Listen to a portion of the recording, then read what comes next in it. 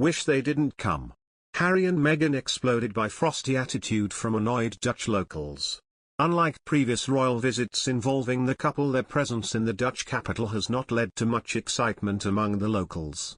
Fans of the couple were noticeable by their absence in the areas where members of the public could stand to try and see the California-based ex-royal couple. Even at a nearby café at the entrance to the copper-colored stadium there was not much enthusiasm for the pair's attendance. Café servers were more concerned over the metal security barriers at the entrance putting off customers than the presence of Harry and Meghan.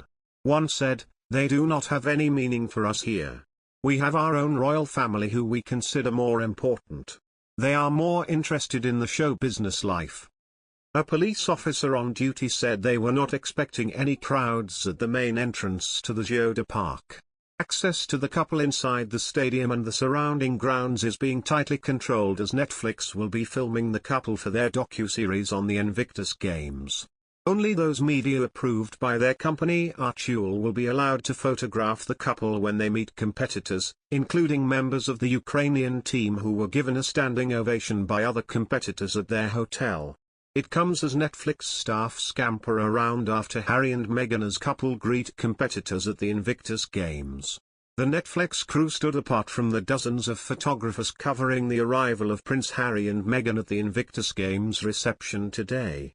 The cameraman, sound recordist and producer wore maroon-colored bibs with numbers on to make sure they stood out from the other media at the Netherlands event. They are expected to shadow the couple for a docuseries on the Invictus Games founded by Harry. Critics have accused the royal couple of cashing in on the games by allowing the streaming giant, with whom they have signed a $100 million deal, into private meetings. Harry, dressed in a smart navy blue suit, can be seen holding a calendar looking earnest as Meghan is further back smiling at another member of the group.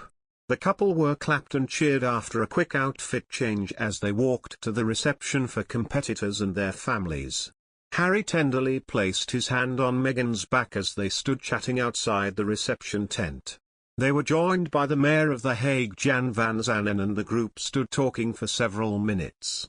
As Harry guided his wife inside the marquee, a huge cheer and clapping could be heard from inside. Meghan flashed a dazzling smile and waved when she was cheered by members of the USA team. Inside the reception, Harry and Meghan were guided to a stage making their best through the cheering guests. Harry gave a short speech welcoming the competitors while Meghan looked on. The trip marks a return to the spotlight for Meghan, whose previous high-profile appearances have been the Oprah Winfrey interview and a much-panned appearance on the Ellen DeGeneres show. The Netflix doc-series being filmed over the course of a week while the games are staged is called Heart of Darkness. Meghan is expected to arrive with her husband in the Netherlands on Friday and she is expected to stay for 4 days. A minute's silence will be held for those who have died in the Ukraine conflict at the start of the opening ceremony at the Jeu de Parc in The Hague on Saturday night. It will be Meghan's first overseas trip since quitting the royal family in 2020 and moving to California. The event has been postponed twice due to the pandemic, and it was at the 2017 Games in Toronto that the royal couple were seen together for the first time. Months later they announced their engagement. It is understood Harry and Meghan will not get an audience with King Willem-Alexander and Queen Maxima during their stay and will have to instead spend the night at a hotel in The Hague.